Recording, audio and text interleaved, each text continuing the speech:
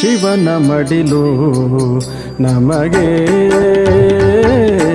ಹಿತವಾದ ಸುಖವ ನೀಡಿದೆ. ಶಿವನ ಮಡಿಲು ನಮಗೆ ಹಿತವಾದ ಸುಖವ ನೀಡಿದೆ.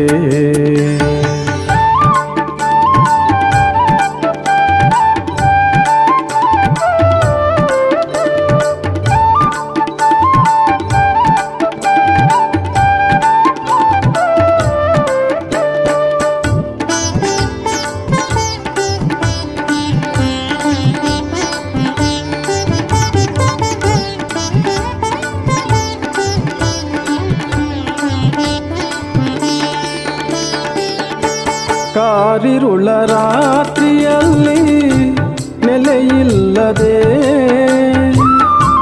ಅಲೆಯುತ್ತಿರೋ ವೇಳೆಯಲ್ಲಿ ಪ್ರಭೆ ತೋರಿದೆ. ಕಾರಿರುಳ ರಾತ್ರಿಯಲ್ಲಿ ನೆಲೆಯಿಲ್ಲದೆ ಅಲೆಯುತ್ತಿರೋ ವೇಳೆಯಲ್ಲಿ ಪ್ರಭೆ ತೋರಿದೆ. ಅರಿವನ್ನು ತುಂಬಿ ತುಂಬಿ ಗುರಿ ತೋರಿದೆ. ಅರಿವನ್ನು ತುಂಬಿ ತುಂಬಿ ಗುರಿ ತೋರಿದೆ. ಶಿವನೊಲುಮೆಯ ಭಾಗ್ಯವು ನಮ್ಮದೇ.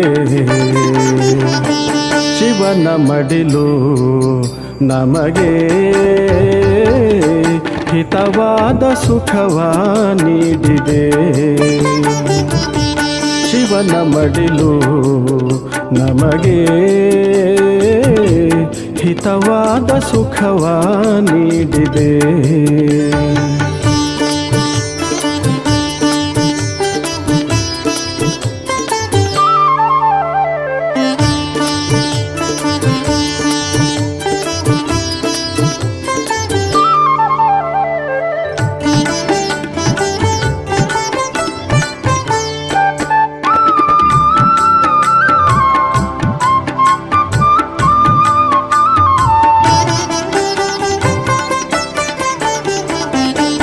ಎಷ್ಟೊಂದು ಜನ್ಮದಿಂದ ಹುಡುಕಾಡಿದೆ. ಶಿವ ತಂದೆ ನೀನು ಬಂದೆ ಯುಗದಂತ್ಯದೆ. ಎಷ್ಟೊಂದು ಜನ್ಮದಿಂದ ಹುಡುಕಾಡಿದೆ. ಶಿವ ತಂದೆ ನೀನು ಬಂದೆ ಯುಗದಂತ್ಯದೆ. ಜೀವನವ ಪಾವನಮಯವ ನೀ ಮಾಡಿದೆ. ಜೀವನವ ಪಾವನಮಯವ ನೀ ಮಾಡಿದೆ. ನವ ಸೃಷ್ಟಿಗೆ ನಮ್ಮನ್ನು ನಡೆಸಿಹೇ. ಶಿವನ ಮಡಿಲು ನಮಗೆ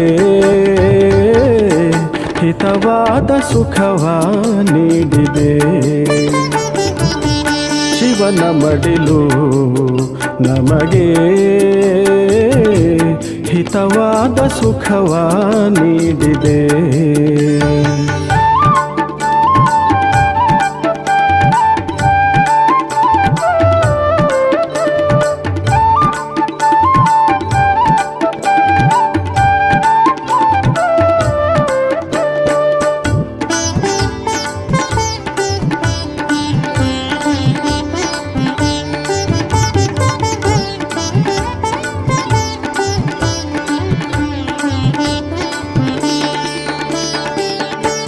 ಅವಿನಾಶಿ ರುದ್ರಗೀತ ಜ್ಞಾನಯಜ್ಞದೇ.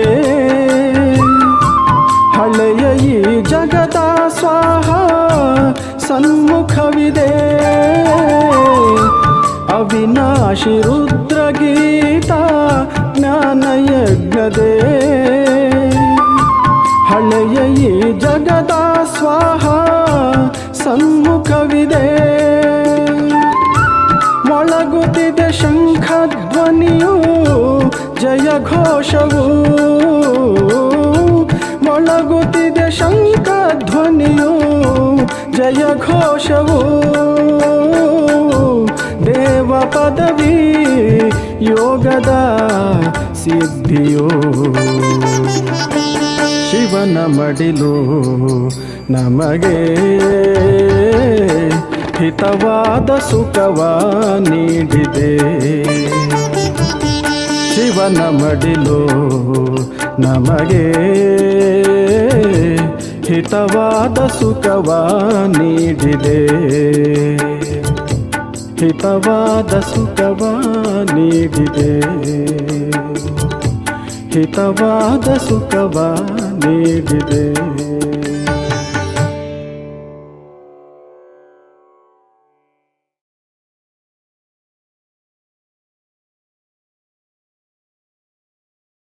ಓಂ ಶಾಂತಿ.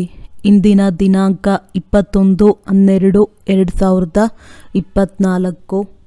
ಪ್ರಾರ್ಥ ಮುರುಳಿ ಬಾಪ್ತಾದ ಮಧುಬನ. ಮಧುರ ಮಕ್ಕಳೇ, ಸತ್ಯ ಸಂಪಾದನೆ ಮಾಡಿಕೊಳ್ಳುವ ಪುರುಷಾರ್ಥವನ್ನು ಮೊದಲು ಸ್ವಯಂ ಮಾಡಿ ನಂತರ ತಮ್ಮ ಮಿತ್ರ ಸಂಬಂಧಿಗಳಿಂದಲೂ ಮಾಡಿಸಿ. ಮನೆಯೇ ಮೊದಲ ಪಾಠಶಾಲೆ. ಪ್ರಶ್ನೆ: ಸುಖ ಅಥವಾ ಶಾಂತಿಯನ್ನು ಪ್ರಾಪ್ತಿ ಮಾಡಿಕೊಳ್ಳುವ ವಿಧಿ ಯಾವುದು? ಉತ್ತರ: ಪವಿತ್ರತೆ. ಎಲ್ಲಿ ಪವಿತ್ರತೆ ಇದೆಯೋ ಅಲ್ಲಿ ಸುಖ ಶಾಂತಿ ಇದೆ. ತಂದೆಯು ಪವಿತ್ರ ಪ್ರಪಂಚ ಸತ್ಯಯುಗದ ಸ್ಥಾಪನೆ ಮಾಡುತ್ತಾರೆ. ಅಲ್ಲಿ ವಿಕಾರಗಳಿರುವುದಿಲ್ಲ. ಯಾರು ದೇವತೆಗಳ ಪೂಜಾರಿಗಳಾಗಿದ್ದಾರೆಯೋ ಅವರು ವಿಕಾರಗಳಿಲ್ಲದೆ ಪ್ರಪಂಚವು ಹೇಗೆ ನಡೆಯುವುದೆಂದು ಎಂದಿಗೂ ಕೇಳುವುದಿಲ್ಲ. ಈಗ ನೀವು ಶಾಂತಿಯ ಪ್ರಪಂಚದಲ್ಲಿ ಹೋಗಬೇಕಾಗಿದೆ. ಆದ್ದರಿಂದ ಈ ಪತಿತ ಪ್ರಪಂಚವನ್ನು ಮರೆಯಬೇಕಾಗಿದೆ. ಶಾಂತಿಧಾಮ ಮತ್ತು ಸುಖಧಾಮವನ್ನು ನೆನಪು ಮಾಡಬೇಕಾಗಿದೆ. ಓಂ ಶಾಂತಿ. ಓಂ ಶಾಂತಿಯ ಅರ್ಥವನ್ನಂತೂ ಮಕ್ಕಳಿಗೆ ತಿಳಿಸಲಾಗಿದೆ. ಶಿವ ತಂದೆಯೂ ಸಹ ಓಂ ಶಾಂತಿ ಎಂದು ಹೇಳುತ್ತಾರೆ ಮತ್ತು ಸಾಲಿಗ್ರಾಮ ಮಕ್ಕಳೂ ಸಹ ಹೇಳುತ್ತೀರಿ. ಓಂ ಶಾಂತಿ ಎಂದು ಆತ್ಮವೇ ಹೇಳುತ್ತದೆ. ಸನ್ ಆಫ್ ಸೈಲೆನ್ಸ್ ಫಾದರ್, ನಾನು ಶಾಂತಿ ಸಾಗರ ತಂದೆಯ ಮಗುವಾಗಿದ್ದೇನೆ. ಶಾಂತಿಗಾಗಿ ಕಾಡಿಗೆ ಹೋಗಿ ಯಾವುದೇ ಉಪಾಯವನ್ನು ಮಾಡಬೇಕಾಗಿಲ್ಲ. ಆತ್ಮವೇ ಶಾಂತ ಸ್ವರೂಪನಾಗಿದೆ. ಮತ್ತೆ ಇನ್ನೇನು ಉಪಾಯ ಮಾಡುವುದು? ತಂದೆಯು ಉಪಾಯ ತಿಳಿಸುತ್ತಾರೆ. ಆ ತಂದೆಯನ್ನು ಎಲ್ಲಿ ಸುಖ ಶಾಂತಿ ಇದೆಯೋ ಅಲ್ಲಿಗೆ ಕರೆದುಕೊಂಡು ಹೋಗು ಎಂದು ಕರೆಯುತ್ತಾರೆ. ಸುಖ ಅಥವಾ ಶಾಂತಿಯನ್ನು ಎಲ್ಲ ಮನುಷ್ಯರು ಬಯಸುತ್ತಾರೆ. ಆದರೆ ಸುಖ ಮತ್ತು ಶಾಂತಿಗೆ ಮೊದಲು ಪವಿತ್ರತೆ ಬೇಕು. ಪವಿತ್ರರಿಗೆ ಪಾವನರೆಂದು, ಅಪವಿತ್ರರಿಗೆ ಪತಿತರೆಂದು ಹೇಳಲಾಗುತ್ತದೆ.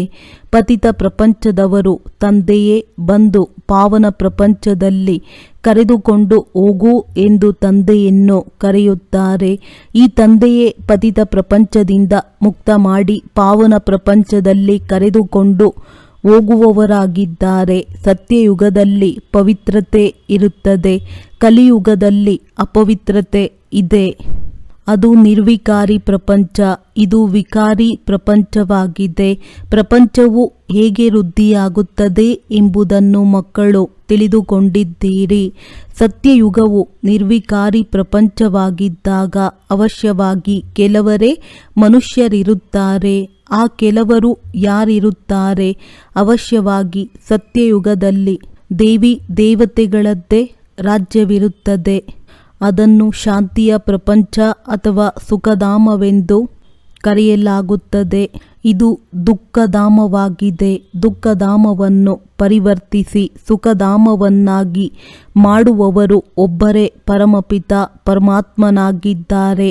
ಸುಖದ ಆಸ್ತಿಯನ್ನು ಅವಶ್ಯವಾಗಿ ತಂದೆಯೇ ಕೊಡುತ್ತಾರೆ. ಈಗ ಆ ತಂದೆಯು ತಿಳಿಸುತ್ತಾರೆ, ಮಕ್ಕಳೇ, ದುಃಖಧಾಮವನ್ನು ಮರೆಯಿರಿ. ಶಾಂತಿಧಾಮ ಮತ್ತು ಸುಖಧಾಮವನ್ನು ನೆನಪು ಮಾಡಿ. ಇದಕ್ಕೆ ಮನ್ಮನಾಭವ ಎಂದು ಹೇಳಲಾಗುತ್ತದೆ. ತಂದೆಯು ಬಂದು ಸುಖಧಾಮದ ಸಾಕ್ಷಾತ್ಕಾರ ಮಾಡಿಸುತ್ತಾರೆ. ದುಃಖಧಾಮದ ವಿನಾಶ ಮಾಡಿಸಿ ಶಾಂತಿಧಾಮಕ್ಕೆ ಕರೆದುಕೊಂಡು ಹೋಗುತ್ತಾರೆ. ಈ ಚಕ್ರವನ್ನು ಈಗ ಯಥಾರ್ಥವಾಗಿ ಅರಿತುಕೊಳ್ಳಬೇಕು. 84 ಜನ್ಮಗಳನ್ನು ತೆಗೆದುಕೊಳ್ಳಬೇಕಾಗುತ್ತದೆ. ಯಾರು ಮೊಟ್ಟ ಮೊದಲಿಗೆ ಸುಖಧಾಮದಲ್ಲಿ ಬರುತ್ತಾರೆಯೋ ಅವರದ್ದೇ 84 ಜನ್ಮಗಳಿವೆ. ಕೇವಲ ಇಷ್ಟು ಮಾತನ್ನು ನೆನಪು ಮಾಡುವುದರಿಂದಲೂ ಮಕ್ಕಳು ಸುಖಧಾಮದ ಮಾಲೀಕರಾಗಬಲ್ಲಿರಿ. ತಂದೆಯು ತಿಳಿಸುತ್ತಾರೆ, ಮಕ್ಕಳೇ, ಶಾಂತಿಧಾಮವನ್ನು ನೆನಪು ಮಾಡಿ ಮತ್ತು ಆಸ್ತಿ ಅರ್ಥಾತ್ ಸುಖಧಾಮವನ್ನು ನೆನಪು ಮಾಡಿ. ಮೊಟ್ಟ ಮೊದಲು ನೀವು ಶಾಂತಿಧಾಮದಲ್ಲಿ ಹೋದಾಗ ತಮ್ಮನ್ನು ಶಾಂತಿಧಾಮದ ಬ್ರಹ್ಮಾಂಡದ ಮಾಲೀಕನೆಂದು ತಿಳಿಯಿರಿ. ನಡೆಯುತ್ತಾ ತಿರುಗಾಡುತ್ತಾ ತಮ್ಮನ್ನು ಅಲ್ಲಿಯ ನಿವಾಸಿಗಳೆಂದು ತಿಳಿಯುತ್ತೀರೆಂದರೆ ಈ ಪ್ರಪಂಚವು ಮರೆಯುತ್ತಾ ಹೋಗುವುದು. ಸತ್ಯಯುಗವು ಸುಖಧಾಮವಾಗಿದೆ. ಆದರೆ ಎಲ್ಲರೂ ಸತ್ಯಯುಗದಲ್ಲಿ ಬರಲು ಸಾಧ್ಯವಿಲ್ಲ. ಯಾರು ದೇವತೆಗಳ ಪೂಜಾರಿಯಾಗಿದ್ದಾರೆಯೋ ಅವರೇ ಈ ಮಾತುಗಳನ್ನು ಅರ್ಥ ಮಾಡಿಕೊಳ್ಳುತ್ತಾರೆ. ಇದು ಸತ್ಯ ಸಂಪಾದನೆಯಾಗಿದೆ. ಇದನ್ನು ಸತ್ಯ ತಂದೆಯೇ ಕಲಿಸುತ್ತಾರೆ. ಉಳಿದೆಲ್ಲರದ್ದು ಸುಳ್ಳು ಸಂಪಾದನೆಗಳಾಗಿವೆ. ಅವಿನಾಶಿ ಜ್ಞಾನ ರತ್ನಗಳ ಸಂಪಾದನೆಯೇ ಸತ್ಯ ಸಂಪಾದನೆ ಎಂದು ಹೇಳಲಾಗುತ್ತದೆ. ಉಳಿದೆಲ್ಲ ವಿನಾಶಿ ಹಣ, ಅಧಿಕಾರ ಎಲ್ಲವೂ ಸುಳ್ಳು ಸಂಪಾದನೆಯಾಗಿದೆ. ದ್ವಾಪರದಿಂದ ಹಿಡಿದು ಆ ಸುಳ್ಳು ಸಂಪಾದನೆಯನ್ನು ಮಾಡುತ್ತಾ ಬಂದಿದ್ದಾರೆ. ಈ ಅವಿನಾಶಿ ಸತ್ಯ ಸಂಪಾದನೆಯ ಪ್ರಾರಬ್ಧವು ಸತ್ಯಯುಗದಿಂದ ಆರಂಭವಾಗಿ ತ್ರೇತಾಯುಗದಲ್ಲಿ ಮುಕ್ತಾಯವಾಗುತ್ತದೆ. ಅರ್ಥಾತ್ ಅರ್ಧಕಲ್ಪ ಸುಖವನ್ನು ಅನುಭವಿಸುತ್ತೀರಿ. ನಂತರ ದ್ವಾಪರದಿಂದ ಅಸತ್ಯ ಸಂಪಾದನೆಯೂ ಆರಂಭವಾಗುತ್ತದೆ. ಇದರಿಂದ ಅಲ್ಪಕಾಲ ಕ್ಷಣಭಂಗೂರ ಸುಖವು ಸಿಗುತ್ತದೆ. ಈ ಅವಿನಾಶಿ ಜ್ಞಾನರತ್ನಗಳನ್ನು ಜ್ಞಾನಸಾಗರನೇ ಕೊಡುತ್ತಾರೆ. ಸತ್ಯ ಸಂಪಾದನೆಯನ್ನು ಸತ್ಯ ತಂದೆಯೇ ಮಾಡಿಸುತ್ತಾರೆ. ಭಾರತವು ಸತ್ಯ ಖಂಡವಾಗಿತ್ತು. ಈಗ ಭಾರತವೇ ಅಸತ್ಯ ಖಂಡವಾಗಿದೆ. ಅನ್ಯ ಖಂಡಗಳಿಗೆ ಸತ್ಯ ಖಂಡ, ಅಸತ್ಯ ಖಂಡಗಳೆಂದು ಹೇಳಲಾಗುವುದಿಲ್ಲ. ಸತ್ಯ ಖಂಡವನ್ನಾಗಿ ಮಾಡುವ ಸತ್ಯ ಸಾಮ್ರಾಟನೂ ಅವರಾಗಿದ್ದಾರೆ. ಒಬ್ಬ ಪರಮಾತ್ಮನೇ ಸತ್ಯನಾಗಿದ್ದಾರೆ. ಉಳಿದೆಲ್ಲರೂ ಸುಳ್ಳು ತಂದೆಯರಾಗಿದ್ದಾರೆ. ಸತ್ಯಯುಗದಲ್ಲಿಯೂ ಸತ್ಯ ತಂದೆಯರು ಸಿಗುತ್ತಾರೆ, ಏಕೆಂದರೆ ಅಲ್ಲಿ ಅಸತ್ಯ ಪಾಪವಿರುವುದಿಲ್ಲ.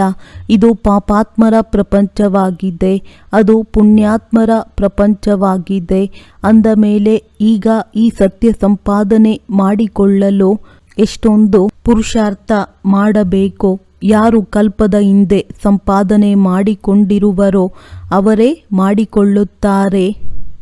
ಮೊದಲು ತಾನು ಸತ್ಯ ಸಂಪಾದನೆ ಮಾಡಿ ನಂತರ ತಂದೆ ಮತ್ತು ಮಾವನ ಮನೆಯವರಿಗೆ ಇದೇ ಸತ್ಯ ಸಂಪಾದನೆ ಮಾಡಿಸಬೇಕಾಗಿದೆ. ಮನೆಯೇ ಮೊದಲ ಪಾಠಶಾಲೆ. ಅರ್ಥಾತ್ ದಾನವು ಮನೆಯಿಂದಲೇ ಆರಂಭವಾಗುತ್ತದೆ. ಸರ್ವವ್ಯಾಪಿಯ ಜ್ಞಾನವುಳ್ಳವರು ಭಕ್ತಿ ಮಾಡಲು ಸಾಧ್ಯವಿಲ್ಲ. ಎಲ್ಲರೂ ಭಗವಂತನ ರೂಪವಾಗಿದ್ದರೆ ಇನ್ಯಾರ ಭಕ್ತಿ ಮಾಡುತ್ತಾರೆ? ಆದ್ದರಿಂದ ಮನುಷ್ಯರನ್ನು ಈ ಕೆಸರಿನಿಂದ ತೆಗೆಯುವುದರಲ್ಲಿ ಪರಿಶ್ರಮ ಪಡಬೇಕಾಗುತ್ತದೆ. ಸನ್ಯಾಸಿಗಳು ದಾನವನ್ನು ಮನೆಯಿಂದಲೇ ಹೇಗೆ ಆರಂಭಿಸಲು ಸಾಧ್ಯ? ಏಕೆಂದರೆ ಮೊದಲಿಗೆ ಅವರು ಮನೆಯ ಸಮಾಚಾರವನ್ನು ತಿಳಿಸುವುದೇ ಇಲ್ಲ. ಏಕೆ ತಿಳಿಸುವುದಿಲ್ಲ ಎಂದು ಹೇಳಿ? ಇದರಿಂದ ತಿಳಿದುಕೊಳ್ಳಬೇಕಲ್ಲವೇ? ಇಂತಹ ಮನೆಯವರಾಗಿದ್ದೆವು, ನಂತರ ಸನ್ಯಾಸತ್ವವನ್ನು ಧಾರಣೆ ಮಾಡಿದೆವು ಎಂದು ತಿಳಿಸುವುದರಲ್ಲೇನಿದೆ? ನಿಮ್ಮೊಂದಿಗೆ ಕೇಳಿದರೆ ನೀವು ಬಹಳ ಬೇಗನೆ ತಿಳಿಸಬಲ್ಲಿರಿ. ಸನ್ಯಾಸಿಗಳ ಅನುಯಾಯಿಗಳಂತೂ ಅನೇಕರಿದ್ದಾರೆ. ಅವರು ಒಂದು ವೇಳೆ ಭಗವಂತನು ಒಬ್ಬರೇ ಆಗಿದ್ದಾರೆಂದು ಹೇಳಿದರೆ ಎಲ್ಲರೂ ಅವರನ್ನು ಈ ಜ್ಞಾನವನ್ನು ನಿಮಗೆ ಯಾರು ತಿಳಿಸಿದರು ಎಂದು ಕೇಳಿದರೆ ಆಗ ಬ್ರಹ್ಮಕುಮಾರ ಕುಮಾರಿಯರು ತಿಳಿಸಿದರೆಂದು ಹೇಳಿಬಿಟ್ಟರೆ ಅವರ ವ್ಯಾಪಾರವೇ ಸಮಾಪ್ತಿಯಾಗಿ ಬಿಡುತ್ತದೆ. ಆದ್ದರಿಂದ ಹೀಗೆ ತಮ್ಮ ಗೌರವವನ್ನು ಕಳೆದುಕೊಳ್ಳಲು ಯಾರು ತಾನೇ ಇಚ್ಛಿಸುತ್ತಾರೆ? ಹಾಗೆ ಹೇಳಿಬಿಟ್ಟರೆ ಮತ್ತೆ ಅವರಿಗೆ ಭೋಜನವನ್ನು ಕೊಡುವುದಿಲ್ಲ. ಆದ್ದರಿಂದ ಆ ಸನ್ಯಾಸಿಗಳಿಗೆ ಬಹಳ ಕಷ್ಟವಾಗುತ್ತದೆ. ಮೊದಲಂತೂ ತಮ್ಮ ಮಿತ್ರ ಸಂಬಂಧಿ ಮೊದಲಾದವರಿಗೆ ಈ ಜ್ಞಾನವನ್ನು ತಿಳಿಸಿ ಸತ್ಯ ಸಂಪಾದನೆ ಮಾಡಿಸಬೇಕಾಗಿದೆ. ಇದರಿಂದ ಅವರೂ ಸಹ 21 ಜನ್ಮಗಳ ಸುಖವನ್ನು ಪಡೆಯಲಿ.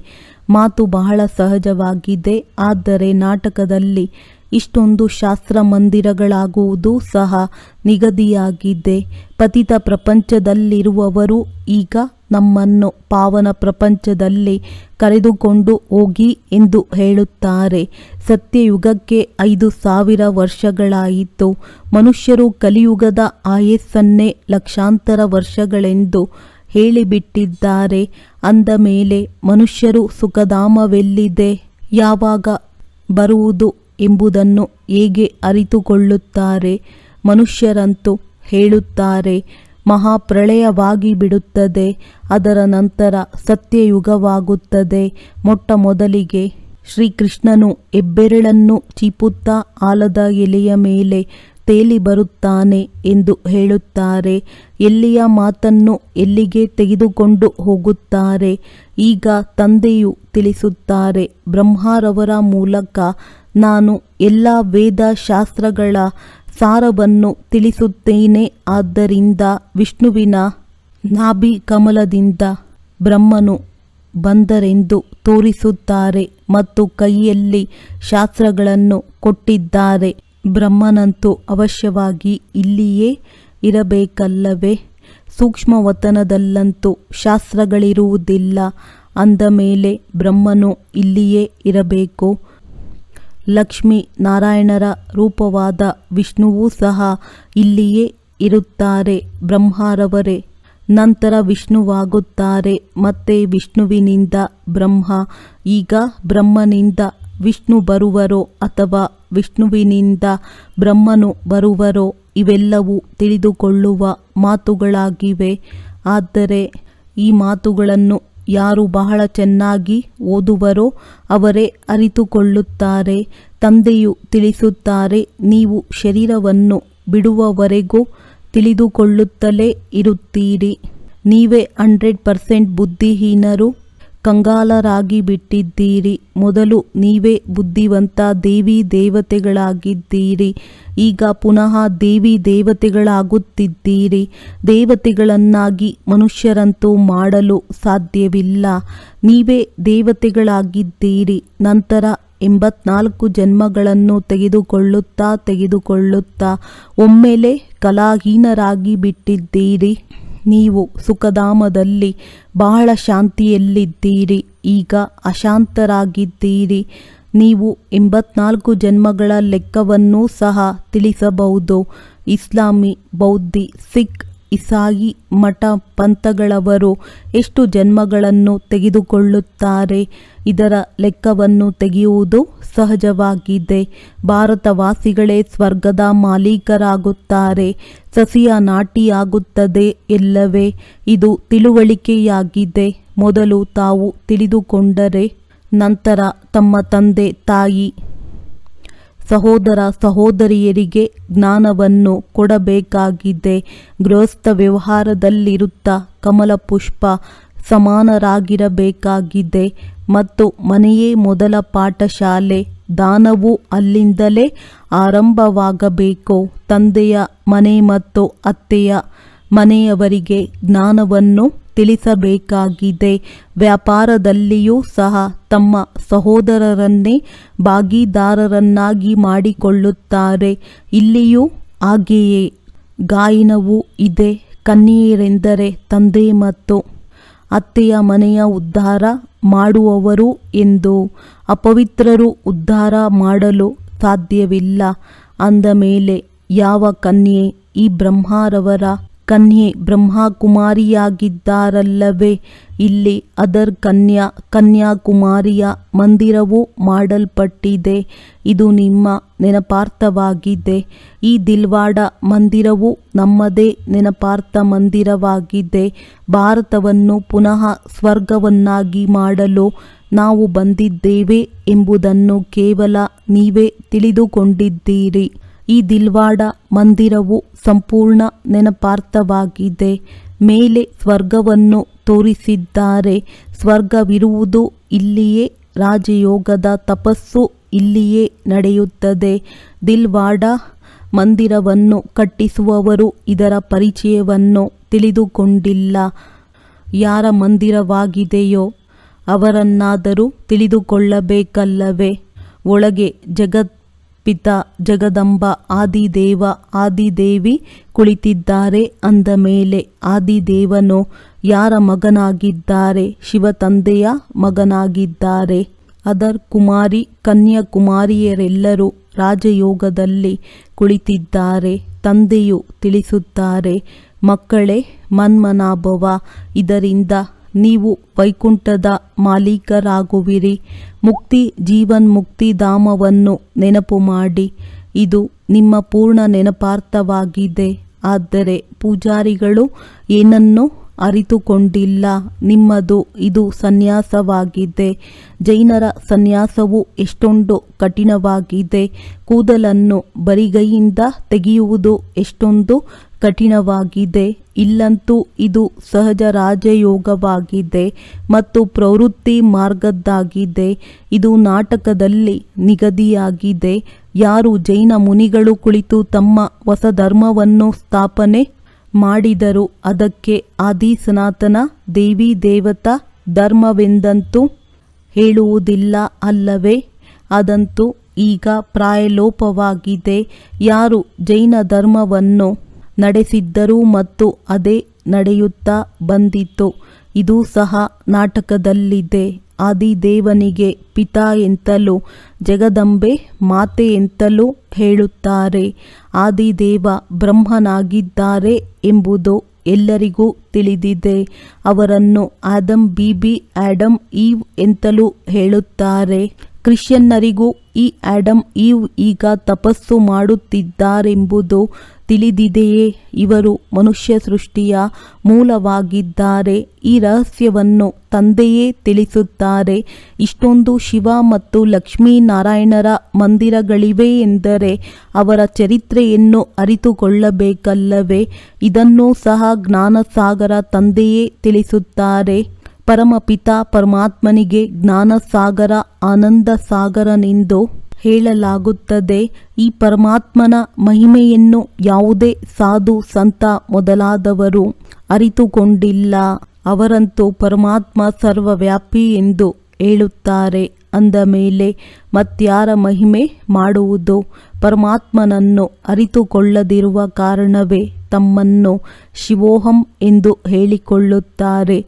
ಇಲ್ಲವಾದರೆ ಪರಮಾತ್ಮನ ಮಹಿಮೆಯು ಇಷ್ಟು ದೊಡ್ಡದಾಗಿದೆ. ಅವರಂತೂ ಮನುಷ್ಯ ಸೃಷ್ಟಿಯ ಬೀಜರೂಪನಾಗಿದ್ದಾರೆ. ಮುಸಲ್ಮಾನರೂ ಸಹ ನಮಗೆ ಖುದಾ ರಚಿಸಿದರೆಂದು ಹೇಳುತ್ತಾರೆ. ಅಂದ ಮೇಲೆ ನಾವು ರಚನೆ ಹಾಗೂ ರಚನೆಗೆ, ರಚನೆಯಿಂದ ಆಸ್ತಿಯು ಸಿಗಲು ಸಾಧ್ಯವಿಲ್ಲ. ರಚನೆಗೆ ರಚಯಿತನಿಂದ ಆಸ್ತಿಯು ಸಿಗುತ್ತದೆ. ಈ ಮಾತುಗಳನ್ನು ಯಾರೂ ಅರಿತುಕೊಳ್ಳುವುದಿಲ್ಲ. ಅವರು ಬೀಜರೂಪನು ಸತ್ಯ ಚೈತನ್ಯನಾಗಿದ್ದಾರೆ. ಅವರಿಗೆ ಸೃಷ್ಟಿಯ ಆದಿ ಮಧ್ಯ ಅಂತ್ಯದ ಜ್ಞಾನವಿದೆ. ಆ ಬೀಜದ ವಿನಃ ಆದಿ ಮಧ್ಯ ಅಂತ್ಯದ ಜ್ಞಾನವು ಮತ್ಯಾವ ಮನುಷ್ಯರಲ್ಲಿರಲು ಸಾಧ್ಯವಿಲ್ಲ. ಬೀಜವು ಚೈತನ್ಯವಾಗಿದ್ದಾರೆ ಅಂದ ಮೇಲೆ ಅವಶ್ಯವಾಗಿ ಜ್ಞಾನವು ಅವರಲ್ಲಿಯೇ ಇರುವುದು. ಅವರೇ ಬಂದು ನಿಮಗೆ ಇಡೀ ಸೃಷ್ಟಿಯ ಆದಿ ಮಧ್ಯ ಅಂತ್ಯದ ಜ್ಞಾನವನ್ನು ಕೊಡುತ್ತಾರೆ.